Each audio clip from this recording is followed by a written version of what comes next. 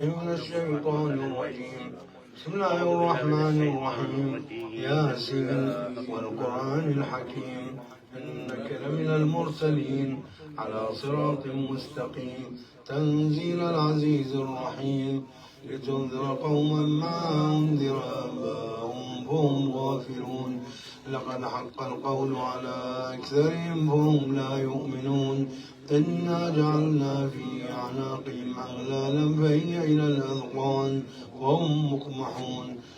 وجعلنا من بين أيديهم سدا ومن خلفهم سدا فأغشيناهم فهم لا يبصرون وسواء عليهم أأنذرتهم أم لم تنذرهم لا يؤمنون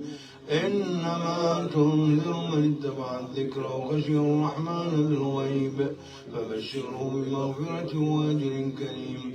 إنا نحن نحيي الموتى ونكتب ما قدموا وآثارهم وكل شيء أحصيناه في إمام مبين.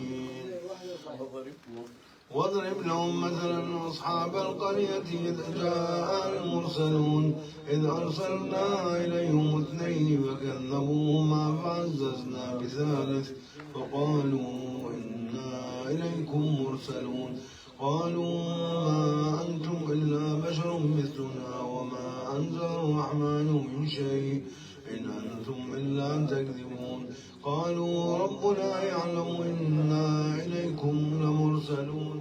وما علينا إلا البلاغ المبين قالوا إنا تطيرنا بكم لئن لم تنتهوا لنرجمنكم وليمسنكم منا عذاب أليم قالوا طائركم معكم إن ذكرتم بل أنتم قوم مسرفون وجاء من أقصى المدينة رجل يسعى قال يا قوم اتبعوا المرسلين اتبعوا من لا يسألكم أجرا وهم مهتدون وما لي لا أعبد الذي فضلني وإليه ترجعون أأتخذ من دونه آلهة إن يردني الرحمن بضر لا تغني عني شفاعتهم شيئا ولا ينقذون إني إذا لفي ضلال مبين إني آمنت بربكم فاسمعون قيل ادخلي الجنة قال يا ليت قومي يعلمون بما غفر لي ربي وجعلني من المكرمين وما أنزلنا على قومه من بعده من جند من السماء وما كنا منزلين إن كانت إلا صيحة واحدة فإذا هم خامدون يا حسرة على العباد ما يأتيهم من رسول إلا كانوا به يستهزئون ألم يروا كما أهلكنا قبلهم من القرون أنهم إليهم لا يرجعون وإن كل لما جميع لدينا محضرون وآية لهم الأرض الميتة وأحييناها وأخرجنا منها حبا فمنه يأكلون وجعلنا فيها جنات من نخيل وعناب وفجرنا فيها من العيون ليأكلوا من ثمره وما عملته أيديهم أفلا يشكرون. سبحان الذي خلق الأزواج كلها مما تنبت الأرض ومن أنفسهم ومما لا يعلمون وآية لهم الليل نسلخ منه النهار فإذا هم مظلمون والشمس تجري لمستقر لها ذلك تقدير العزيز العليم والقمر قدرناه منازل حتى عاد كالعرجون القديم لا الشمس ينبغي لها أن تدرك القمر ولا الليل سابق النهار وكل في فلك يسبحون وآية لهم أنا حملنا ذريتهم بالفلك المشحون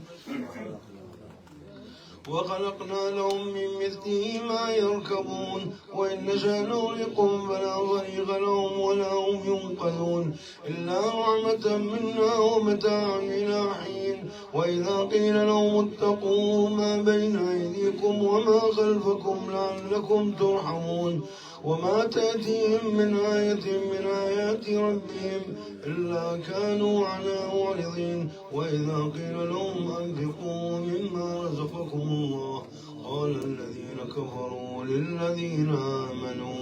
أنطعم من لو يشاء الله أطعمه وإن أنتم إلا في ضلال مبين ويقولون متى هذا الوعد إن كنتم صادقين ما ينظرون إلا صيحة واحدة تأخذهم وهم يخصمون فلا يستطيعون توصية ولا إلى أهلهم يرجعون ونفخ في الصور فإذا هم من الأجداث إلى ربهم ينزلون قالوا يا ويلنا من بعثنا من مرقدنا هذا ما وعد الرحمن وصدق المرسلون إن كانت إلا صيحة واحدة فإذا هم جميع لدينا محضرون فاليوم لا تظلم نفس شيئا ولا تجزون إلا ما كنتم تعملون إن أصحاب الجنة اليوم في شغل فاكهون هم وأزواجهم في ظلال على الأرائك متكئون لهم فيها فاكهة ولهم ما يدعون سلام قولا من رب رحيم وامتازوا اليوم أيها المجرمون ألم أعهد إليكم يا بني آدم أن لا تعبدوا الشيطان إنه لكم عدو مبين وأن يعبدوني هذا صراط مستقيم ولقد أضل منكم جبلا كثيرا أفلم تكونوا تعقلون هذه جهنم التي كنتم توعدون اصلوها اليوم بما كنتم تكفرون اليوم نختم على أفواههم وتكلمنا أيديهم وتشهد أرجلهم بما كانوا يكسبون ولو نشاء لطمسنا على أعينهم فاستبقوا الصراط فأنى يبصرون ولو نشاء لمسخناهم على مكانتهم فما استطاعوا مضيا ولا يرجعون ومن نعمر نكسه في الخلق أفلا يعقلون وما علمناه الشعر وما ينبغي له إن هو إلا ذكر وقرآن مبين لينذر من كان حيا ويحق القول على الكافرين أولم يروا أنا خلقنا لهم مما عملت أيدينا أنعاما فهم لها مالكون وذللنا لهم فمنها ركوبهم ومنها يأكلون ولهم فيها منافع ومشارب أفلا يشكرون شكرا لله واتخذوا من دون الله آلهة لعلهم ينصرون لا يستطيعون نصرهم وهم لهم جند محضرون فلا يحزنك قولهم إنا نعلم ما يسرون وما يعلنون أولم ير الإنسان أنا خلقناه من نطفة فإذا هو خصيم مبين وضرب لنا مثلا ونسي خلقه قال من يحيي العظام وهي رميم قل يحييها الذي أنشأها أول مرة وهو بكل خلق عليم الذي جعل لكم من الشجر الأخضر نارا فإذا أنتم منه توقدون أوليس الذي خلق السماوات والأرض بقادر على أن يخلق مثلهم بلى وهو الخلاق العليم إنما أمره إذا أراد شيئا أن يقول له كن فيكون فسبحان الذي بيده ملكوت كل شيء وإليه ترجعون بسم الله الرحمن الرحيم والصافات صفا فالزاجرات زجرا فالتاليات ذكرا إن إلهكم لواحد رب السماوات والأرض وما بينهما ورب المشارق إنا زينا السماء الدنيا بزينة للكواكب وحفظا من كل شيطان مارد لا يسمعون إلى الملأ الأعلى ويقذفون من كل جانب دحورا ولهم عذاب واصب إلا من خطف الخطفة فأتبعه شهاب ثاقب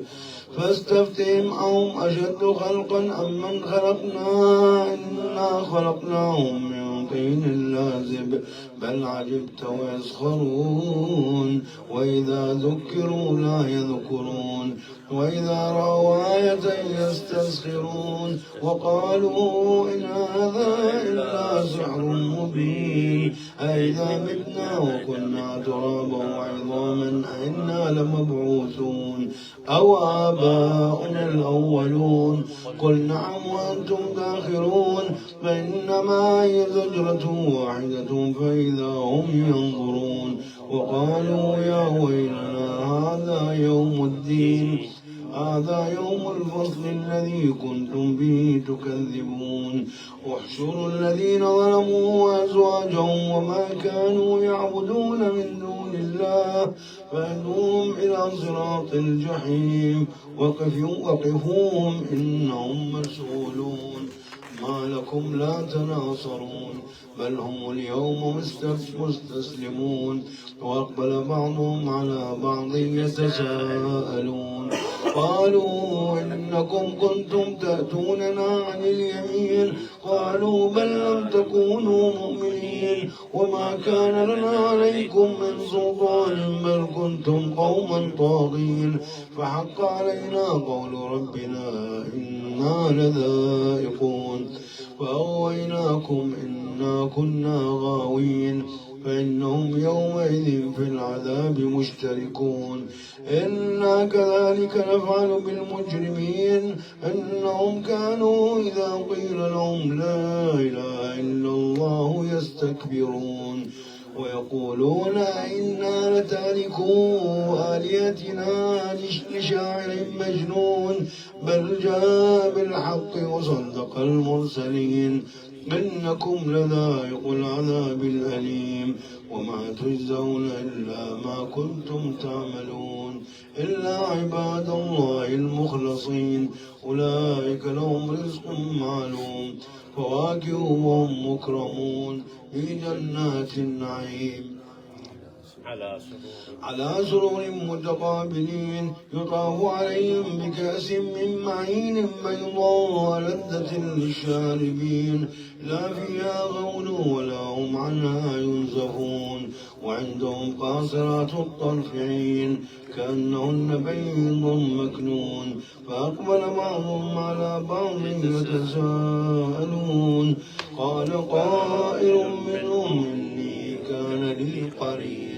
يقول أئنك لمن المصدقين أئذا متنا وكنا ترابا وعظاما أئنا لمدينون قال هل أنتم مطلعون فاطلع فرآه في سواء الجحيم قال تالله إن كدت لتردين ولولا نعمة ربي لكنت من المحضرين أفما نحن بميتين إلا موتتنا الأولى وما نحن بمعذبين إن هذا لهو الفوز العظيم لمثل هذا فليعمل العاملون أذلك خير نزلا أم شجرة الزقوم إنا جعلناها فتنة للظالمين إنها شجرة تخرج في أصل الجحيم طلعها كأنه رؤوس الشياطين فإنهم لآكلون منها فمالئون منها البطون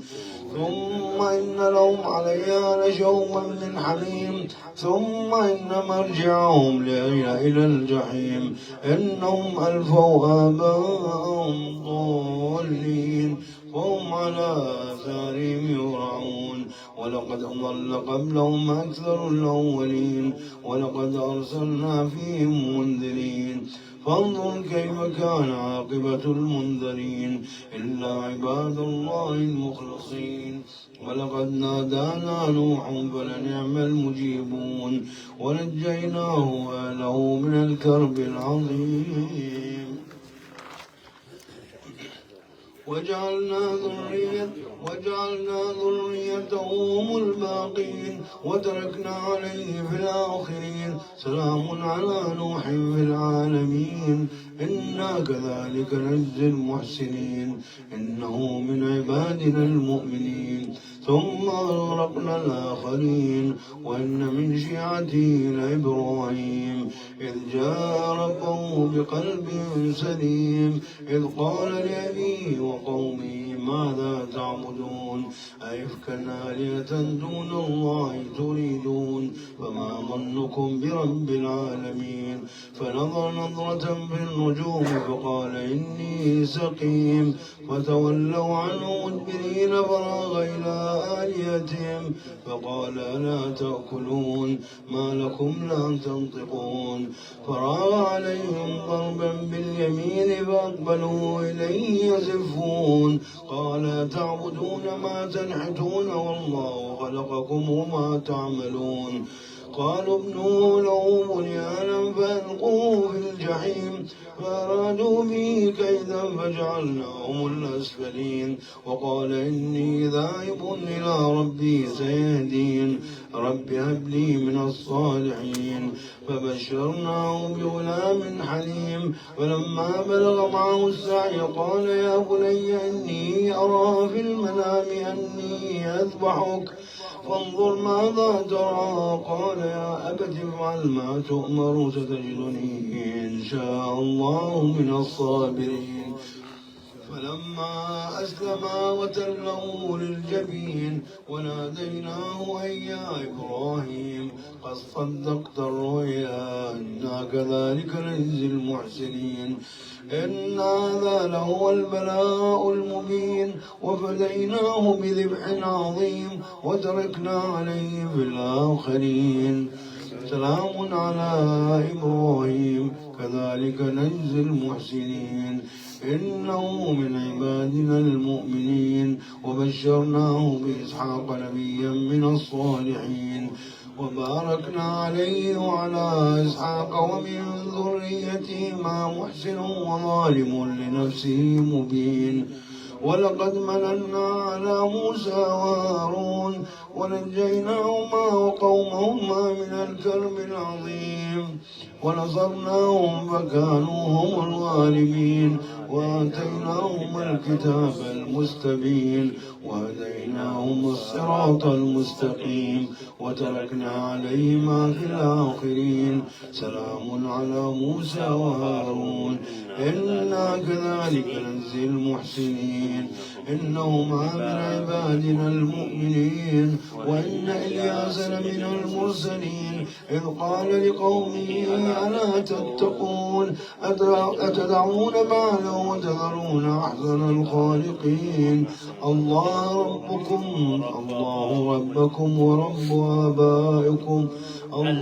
ربكم ورب آبائكم الأولين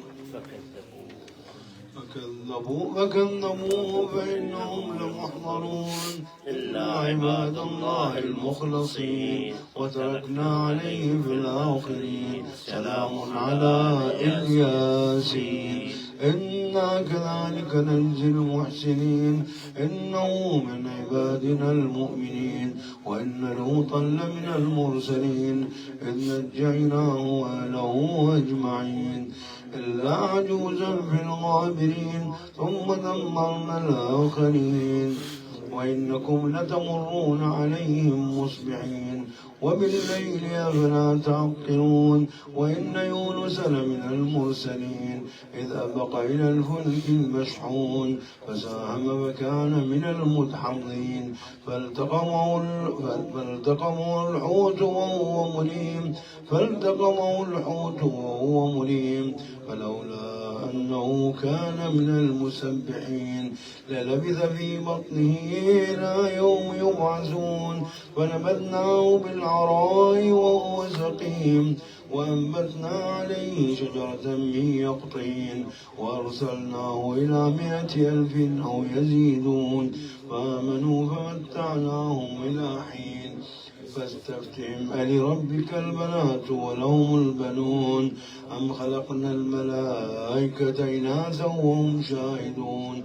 ألا إنهم من إفكهم ليقولون ولد الله وإنهم لكاذبون أصطفى البنات على البنين ما لكم كيف تحكمون أفلا تذكرون أم لكم سلطان مبين فأتوا بكتابكم إن كنتم صادقين وجعلوا بينه وبين الجنة نسبا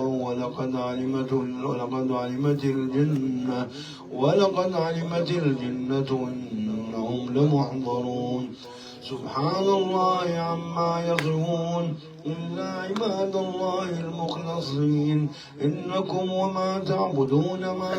أنتم عليه بفاتنين إلا من هو صال الجحيم وما منا إلا له مقام معلوم وإنا لنحن الصافون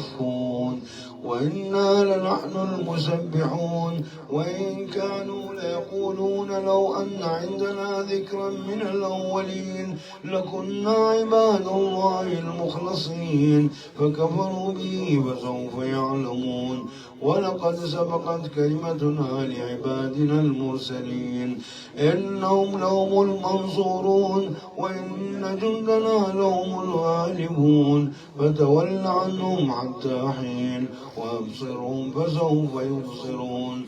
أفبعذابنا يستعجلون فإذا نزل بساعتهم فساء صباح المنذرين وتول عنهم حتى حين وأبصر فسوف يبصرون سبحان ربك رب العزة عما يصفون وسلام على المرسلين والحمد لله رب العالمين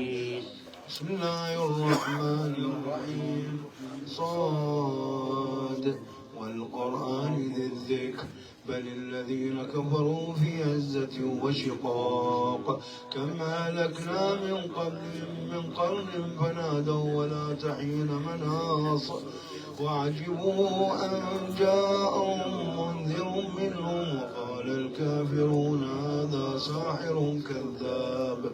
أجعل الآلهة إلها واحدا إن هذا لشيء عجاب وانطلق الملأ منهم أن امشوا واصبروا على آلهتكم إن هذا لشيء يراد ما سمعنا بهذا في الملة الآخرة إن هذا إلا اختلاق أأنزل عليه الذكر من بيننا بل هم في شك من ذكري بل لما يذوقوا عذاب أم عندهم خزائن رحمة ربك العزيز الوهاب أم لهم ملك السماوات والأرض وما بينهما فليرتقوا في الأسباب جند ما هنالك مهزوم من الأحزاب كذبت قبلهم قوم نوح وعاد وفرعون ذو الأوتاد وثمود وقوم لوط وأصحاب الأيكة أولئك الأحزاب إن كل إلا كذب الرسل فحق عقاب وما ينظر هؤلاء إلا صيحة واحدة ما لها من فواق وقالوا ربنا عجل لنا قطنا قبل يوم الحساب اصبر على ما يقولون واذكر عبدنا داود ذا الأيد إنه أواب إنا سخرنا الجبال معه يسبحن بالعشي والإشراق والطير محشورة كل له أواب وشددنا ملكه وآتيناه الحكمة وفصل الخطاب وهل أتاك نبأ الخصم إذ تسوروا المحراب إذ دخلوا على داود ففزع منهم قالوا لا تخف خصمان بغى بعضنا على بعض فاحكم بيننا بالحق ولا تشطط واهدنا إلى سواء الصراط إن هذا أخي له 99 نعجة ولي نعجة واحدة فقال أكفلنيها وعزني في الخطاب قال لقد ظلمك بسؤال نعجتك إلى نعاجه وإن كثيرا من الخلطاء ليبغي بعضهم على بعض إلا الذين آمنوا وعملوا الصالحات وقليل ما هم وظن داود أنما فتناه فاستغفر ربه وخر راكعا وأناب. سجدة مستحبة. يا الله. خر راكعا وأناب. يا الله استجير بالله. يا حسين. الله الله. سبحان الله.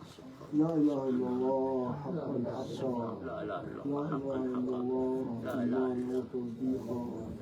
لا إله إلا الله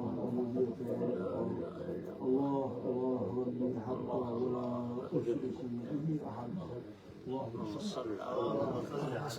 وآل محمد. يا الله. لا إله.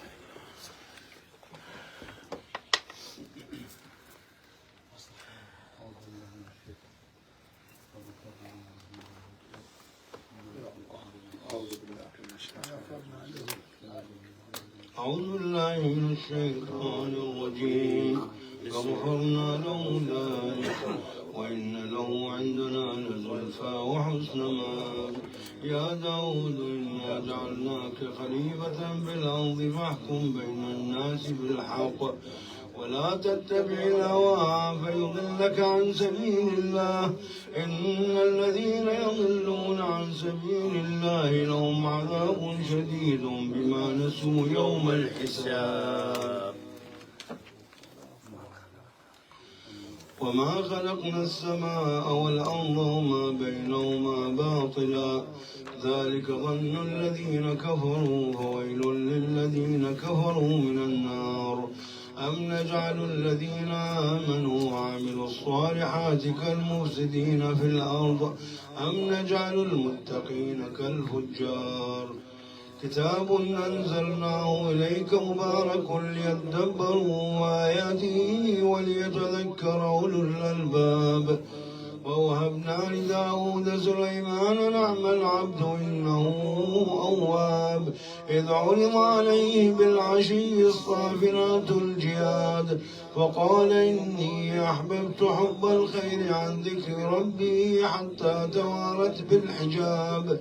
ردوها علي فطفق مسحا بالسوق والأعناب. ولقد فتنا سليمان وألقينا على كرسيه جسدا ثم أناب. قال رب اغفر لي وهب لي ملكا لا ينبغي لأحد من بعدي إنك أنت الوهاب. فسخرنا له الريح تجري بأمره رخاء حيث أصاب والشياطين كل بناء غواص وآخرين مقرنين في الأصفاد. هذا عطاؤنا فامنن أو أمسك بغير حساب. وإن له عندنا لزلفى وحسن مآب. واذكر عبدنا أيوب إذ نادى ربه أني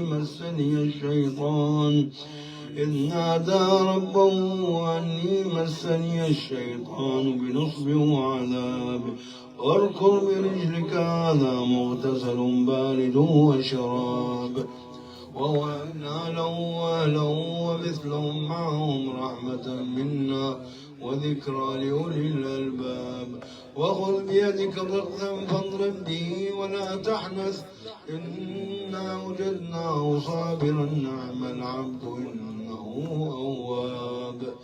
واذكر عبادنا إبراهيم وإسحاق ويعقوب أولي الأيدي والأبصار إنا أخلصناهم بخالصة ذكر الدار وإنهم عندنا لمن المصطفين الأخيار. واذكر إسماعيل واليسع وذا الكفل وكل من الأخيار.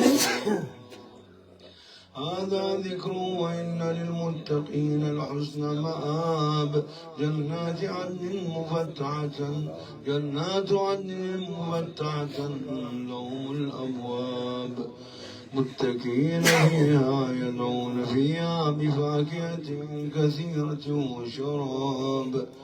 وعندهم قاصرات الطرف أتراب هذا ما توعدون ليوم الحساب إن هذا لرزقنا ما له من نفاد هذا وإن للطاغين لشر مآب جهنم يصلونها فبئس المهاد هذا فليذوقوه حميم وغساق وآخر من شكله أزواج هذا فوج مقتحم معكم لا مرحبا بهم إنهم صالوا النار قالوا بل أنتم لا مرحبا بكم أنتم قدمتموه لنا فبئس القرار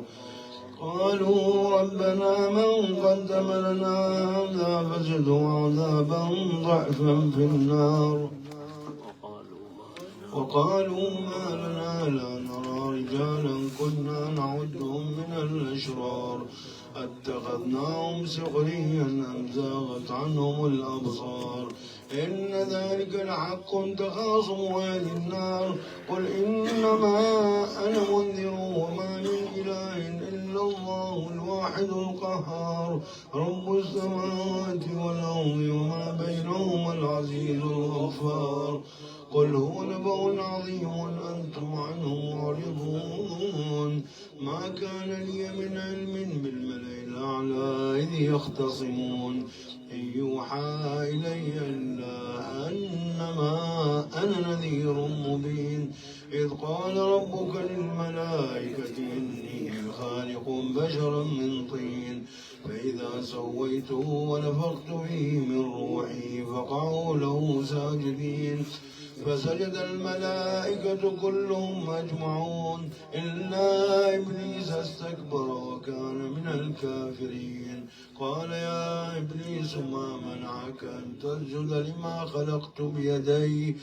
أستكبرت أم كنت من العالين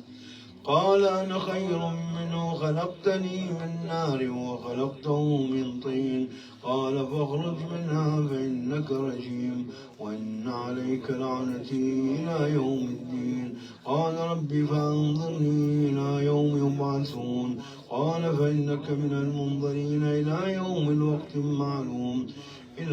الوقت المعلوم قال فبعزتك لأغوينهم أجمعين إلا عبادك المخلصين قال فالحق والحق أقول لأملأن جهنم منك وممن تبعك منهم أجمعين قل ما أسألكم عليه من أجر وما أنا من المتكلفين إن هو إلا ذكر للعالمين ولتعلمن نبأه بعد حين بسم الله الرحمن الرحيم تنزيل الكتاب من الله العزيز الحكيم إنا أنزلنا إليك الكتاب بالحق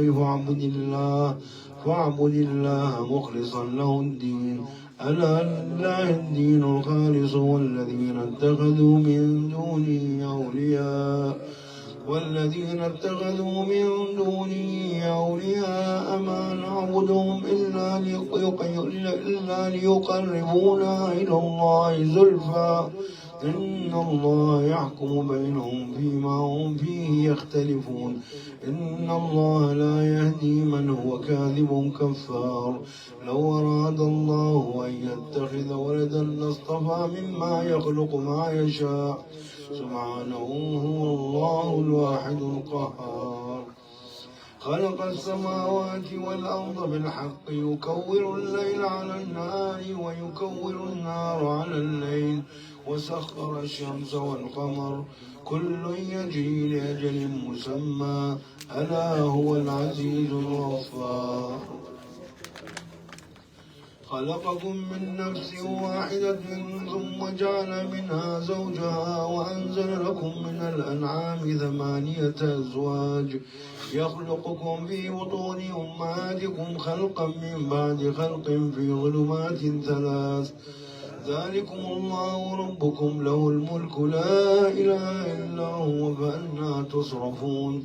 إن تكفروا فإن الله غني عنكم ولا يرضى لعباده الكفر وإن تشكروا يرضه لكم ولا